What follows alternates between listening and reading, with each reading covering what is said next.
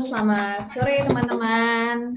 Apa kabarnya nih yang udah mantengin Golden Talks webinar kali ini. Nah, semoga mungkin teman-teman di sini ada yang lagi di rumah atau ada yang lagi di kantor. Semoga masih tetap semangat sore-sore gini buat dengerin pemaparan materi dari narasumber kita hari ini yang tentunya menarik sekali nih karena ngomongin soal strategi alokasi aset.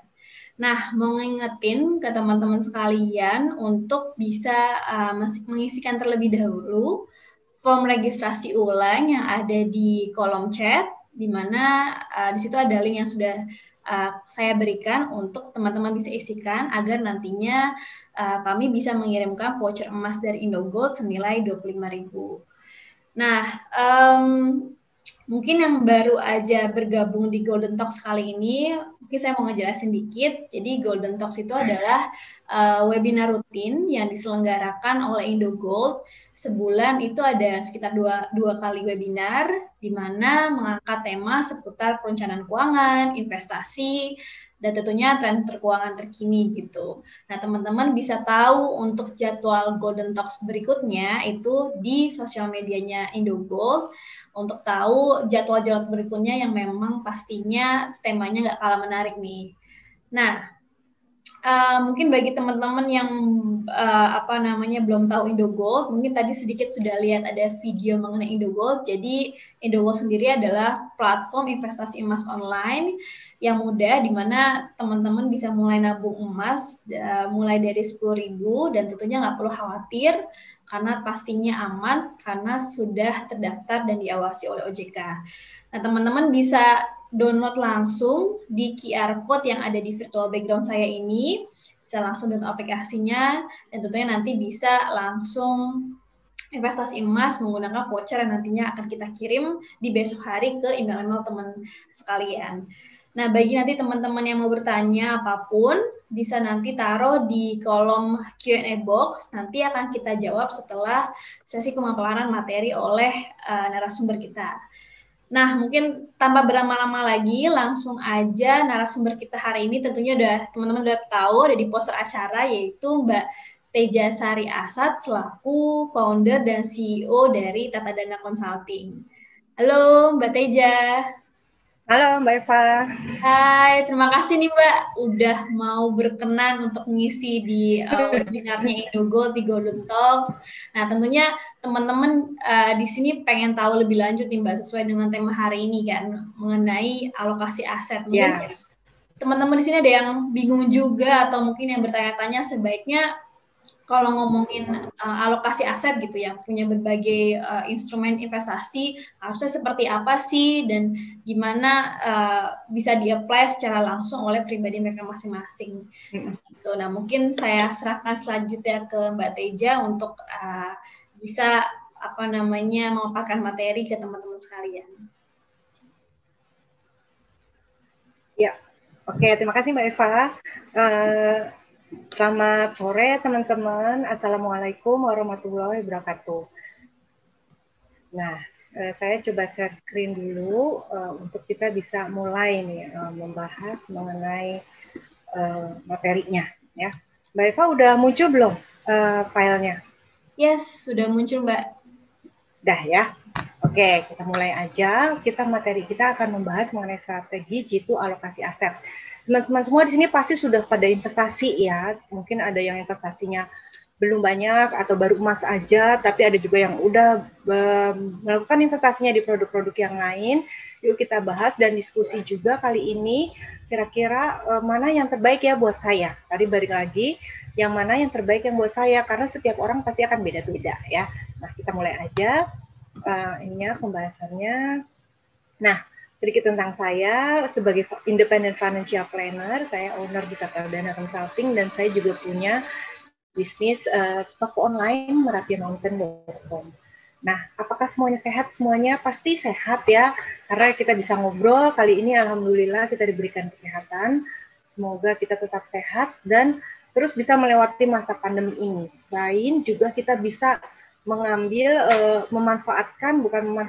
mengambil sisi positif dari kondisi pandemi ini, apa yang bisa kita lakukan, investasi apa yang kita bisa lakukan selama masa pandemi. Tetap harus berinvestasi, hanya kita perlu memilih investasi yang tepat supaya bisa memberikan hasil maksimal buat kita.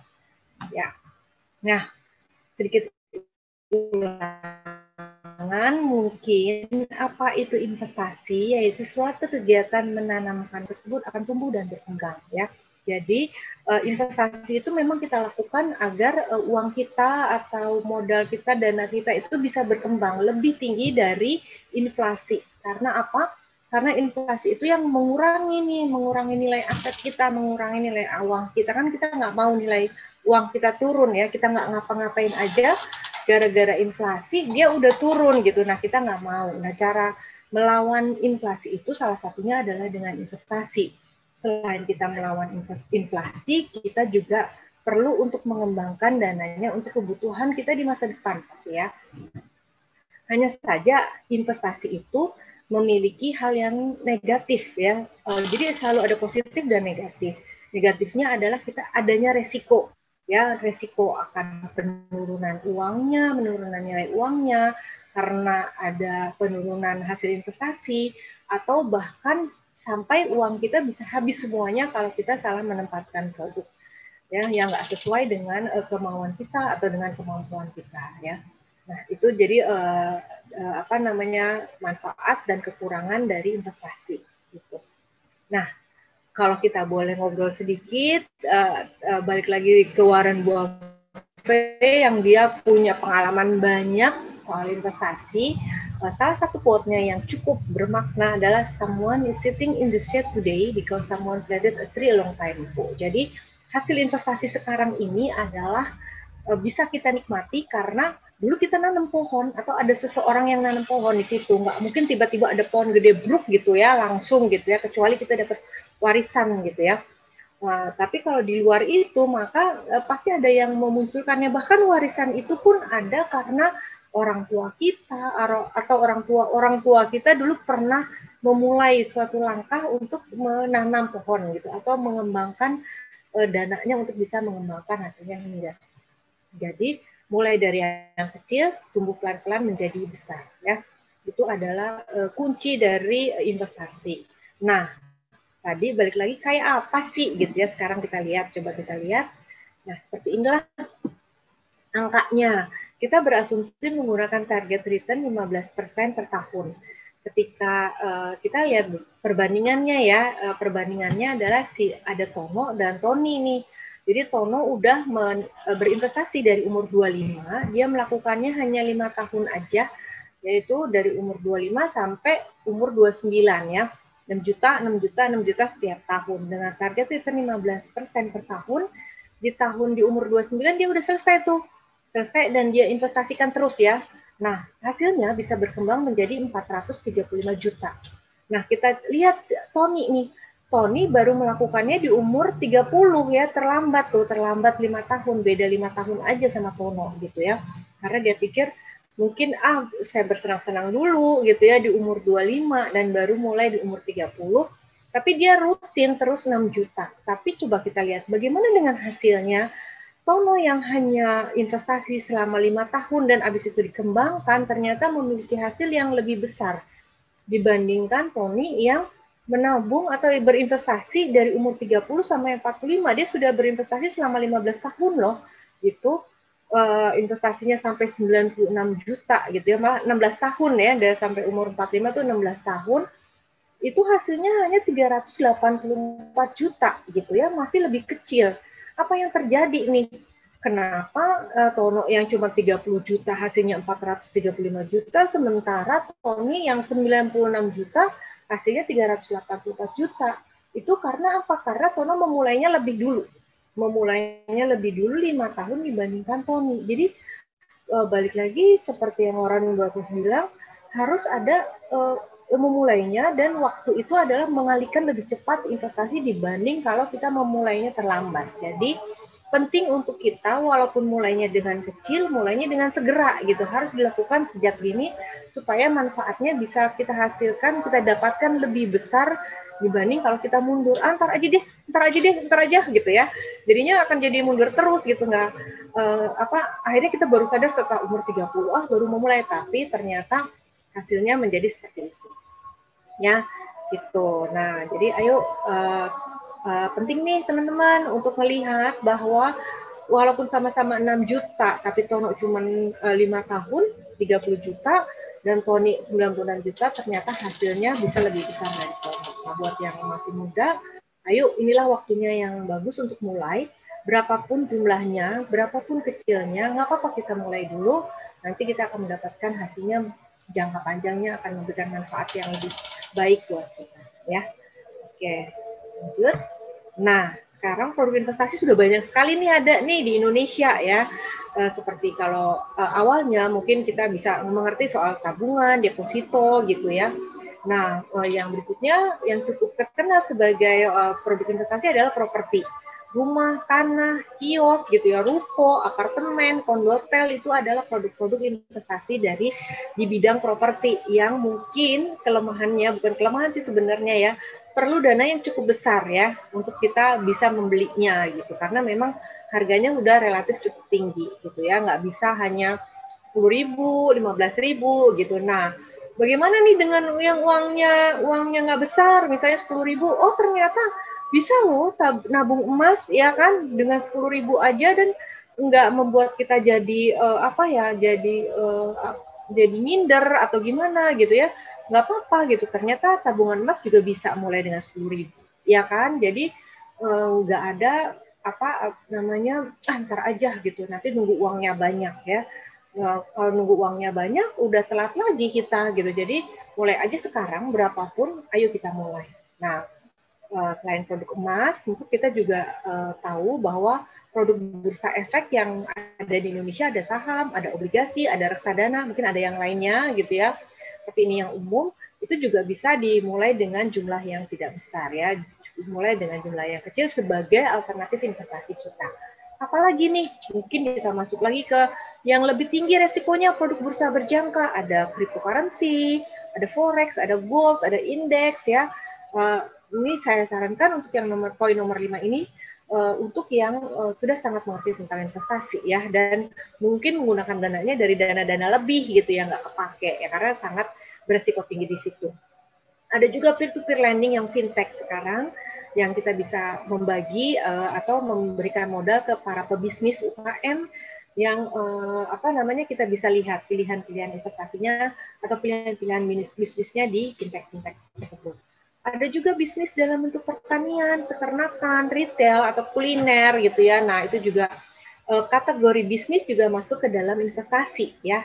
Juga memiliki resiko yang besar, akan ada kemungkinan gagalnya ya. Itu juga bisnis juga bisa masuk dalam investasi. Dan mungkin ada lagi produk investasinya yang lain yang terus bermunculan ya dengan berbagai macam variasinya.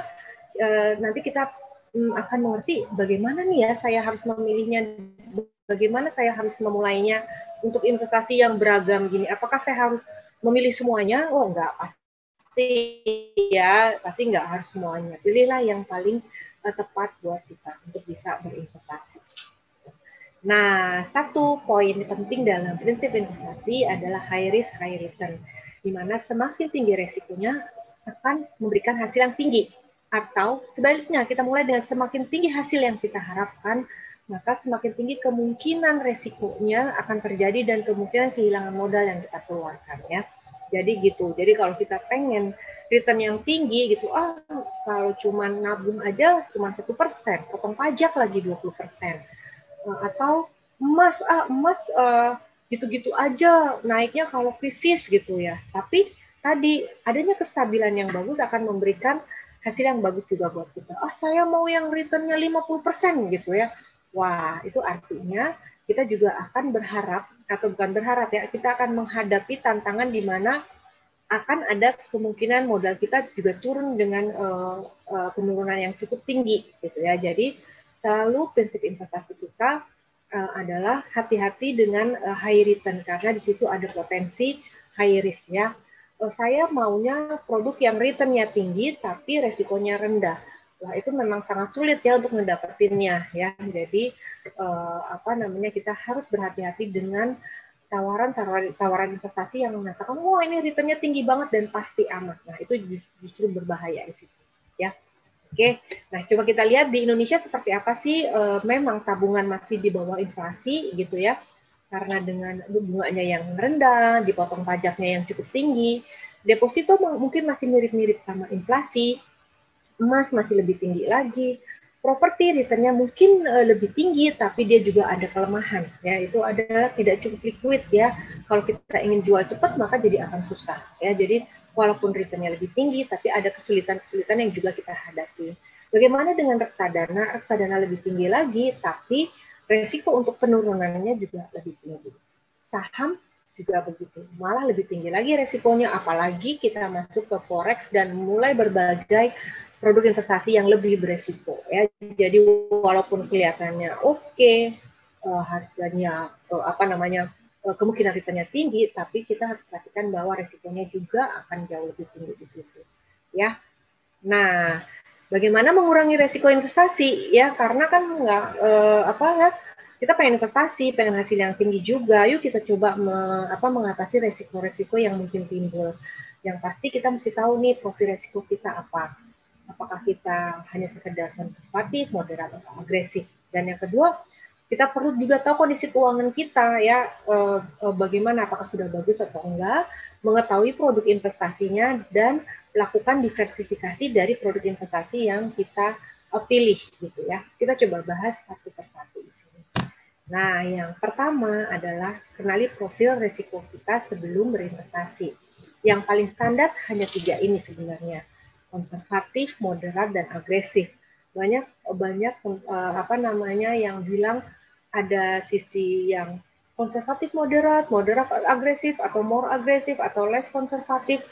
Tapi memang variasinya yang paling standar di 3 ini ya, ada konservatif, moderat, dan agresif. Sekarang saya mesti ngerti dulu nih, saya ini kayak apa. Saya tuh lebih suka aset saya nggak hilang sama sekali. Nggak apa-apa lah investasinya returnnya kecil gitu ya. Yang penting nggak ada kehilangan aset, nggak ada penurunan nilai yang besar. Nah, biasanya orang-orang konservatif ini memiliki investasi dalam bentuk apa? Deposito, dalam bentuk emas, ya, dalam bentuk reksadana pasar uang gitu ya. Itu adalah contoh-contoh produk investasi yang cukup konservatif dan bagus buat si para konservatif ini. Nah, sebaliknya dengan konservatif adalah agresif ya, karena agresif itu maunya return setinggi-tingginya, nggak masalah mau turun kayak nilainya, bahkan uangnya hilang juga nggak masalah, yang penting saya mencoba dan melakukan investasi, challenge ya, tantangan investasi itu membuat saya sangat tertarik gitu ya. Nah, buat yang agresif, produk-produknya memang pilihannya adalah saham, reksadana saham, bursa berjangka tadi, forex, trading forex, trading kripto gitu ya, cryptocurrency masuk ke situ, dan bahkan masuk ke produk-produk investasi yang tidak ini ya, yang nggak legal gitu ya, berani dia mencoba masuk gitu, terus habis itu keluar, yang penting mendapatkan hasil langsung cepat-cepat lari. Tapi memang PR-nya tadi harus menghadapi resikonya itu gitu. Nah, buat orang-orang yang nggak konservatif tapi juga nggak agresif, maka dia ada di posisi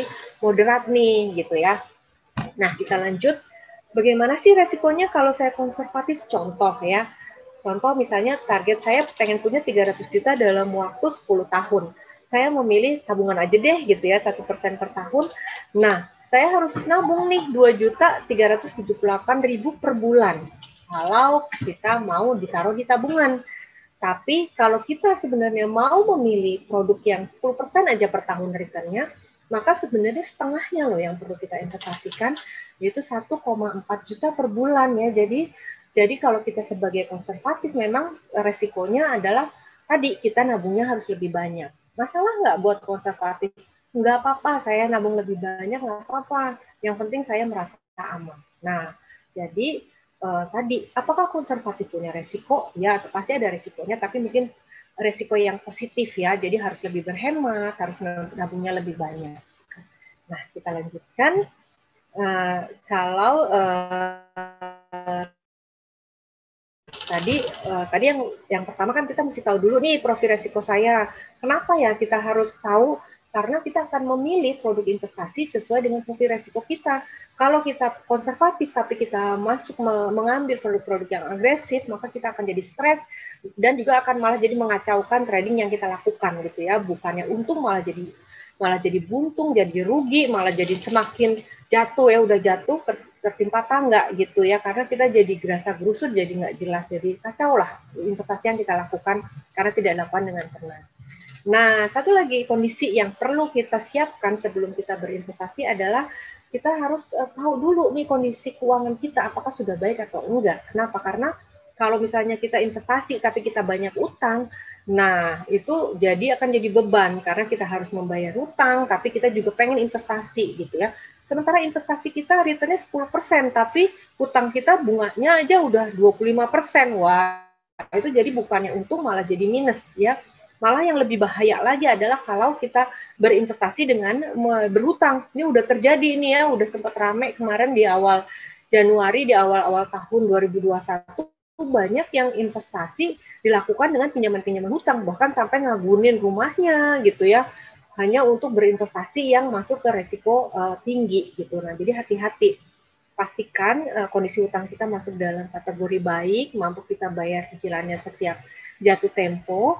Kalau bisa kita sudah memiliki cukup dana darurat minimal 3 kali biaya bulanan, dan tadi kita sudah punya kemampuan untuk menabung dan berinvestasi gitu ya.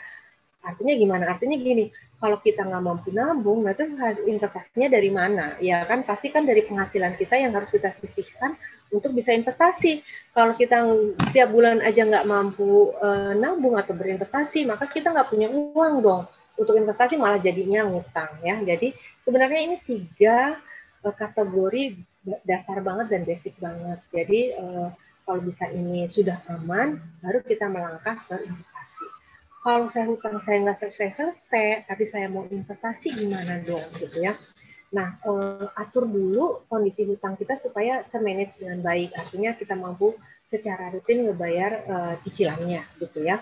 Kalau belum, usahakan ngeberesin dulu nih cicilan-cicilan hutang yang besar, diberesin dulu, selesai, dikejar secepat mungkin supaya kita bisa berinvestasi gitu ya. Kira-kira seperti itu. Nah, lanjut, apa yang harus kita lakukan yaitu mengetahui produk investasi yang kita mau pilih nih. Karena tadi balik lagi tak kenal maka tak sayang gitu ya. Jadi kita harus tahu supaya kita bisa milih mana yang cocok, mana yang sesuai dengan profil resiko saya gitu kan. Jadi kita mesti pelajari dulu gitu. Apa sih ini? Gitu. Misalnya kita mau investasi di emas atau mau diinvestasi di tabungan emas deh. Kita mesti tahu apa ya tabungan emas gitu. Apa kelebihannya dibanding kalau kita beli emas langsung gitu ya. Bagaimana sih kita belinya gitu, caranya harus download aplikasinya gitu. Terus balik lagi misalnya kemana uang kita akan menghasilkan. Misalnya nih kita ada penawaran misalnya nggak usah deh macam-macam reksadana lah. Kalau kita mau beli reksadana, misalnya reksadana saham gitu, maka kita tahu bahwa uang kita sama manajer investasi akan dibelikan saham. Nah, itu kan kita jadi mengerti ya, kita tahu bahwa uang kita akan dibelikan saham. Tapi kalau ada orang yang menawarkan produk investasi, produknya apa nih? Oh, dia bilang nggak jelas lah, inilah itu, dan kita nggak ngerti. Nah, sebaiknya nggak usah memilih produk investasi itu karena kita pun juga nggak mudeng gitu ya. Karena di situ udah mulai ada resiko. Dan mengerti kelebihan dan kekurangan dari masing-masing produk ya. Dari masing-masing produk investasi. Balik lagi ke emas misalnya. Oh, kalau emas itu kelemahannya apa ya? Kelemahannya ternyata ada harga jual dan harga beli, ada selisihnya. Jadi kita nggak bisa jual beli terlalu deket karena tadi ada selisih jual beli. Jadi ngejualnya, kalaupun mau jual beli, ngejualnya perlu waktu supaya sampai untung dulu sehingga bisa mendapatkan keuntungan gitu ya, kayak gitu. Terus atau misalnya kalau kita beli logam mulia, berarti kita harus menyimpannya dengan hati-hati di rumah atau di safe deposit box gitu atau di mana gitu, yang jadi ada kekurangannya juga ya.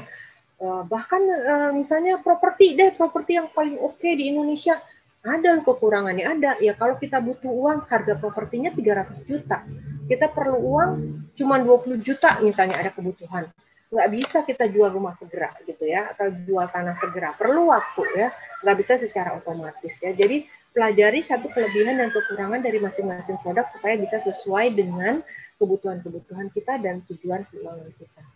Nah, tahu juga apa resiko yang mungkin terjadi pada pilihan produk kita. Pastinya tadi kekurangannya itu biasanya memunculkan resikonya masing-masing dari produknya dan mengerti bagaimana melakukan analisa. Ya, analisa itu adalah ini produk saya ini saya investasi ini untung apa enggak sih gitu ya. Kalau beberapa aplikasi saat ini sudah memberikan hasil analisa lebih enak pastinya ya. Jadi kita dari lihat aja, oh investasi kita sudah untung nih gitu, atau masih rugi nih, atau gimana gitu ya. Itu enak. Tapi kalau ternyata nggak ada aplikasi, berarti kita harus bisa melakukan analisa secara sederhana untuk tahu saya ini untung apa enggak sih berinvestasi gitu ya, supaya kita bisa memilih langkah selanjutnya apa gitu dari produk investasi kita. Nah, pasti perlu sisihkan waktu untuk mempelajarinya gitu ya. Kalau misalnya saya sibuk banget, ya udah pilih produk investasi yang sederhana, yang di antara kesibukan kita masih bisa tetap memperhatikan gitu ya. Terus selain tadi waktu untuk mempelajari, pilih produk yang kita ngerti. Ada yang kita udah pelajari mati-matian tapi nggak ngerti-ngerti. Udahlah kalau gitu mah nggak usah aja. Yang ngerti-ngerti aja gitu. Misalnya tipe investasinya art gitu ya. Art itu kan salah satu produk investasi ya, lukisan gitu ya. Tapi saya nggak ngerti nih bagaimana menilai si lukisan ini nilainya harganya berapa sih gitu ya. Nah, kalau nggak ngerti itu ya udah jangan terlibat di situ, ya udahlah produk investasi yang lain masih banyak kok gitu ya. Nah, dan kita akan milih kan sesuai dengan tujuan keuangan dan profil resiko, nanti kita akan bahas itu. Dan salah satu langkah kalau kita baru mulai mencoba mengerti, mulailah dengan jumlah yang kecil. Pelan-pelan kita coba, kita pelajari, barulah kita tambah secara bertahap setelah kita mulai lebih mengerti dari si produk itu. Ya.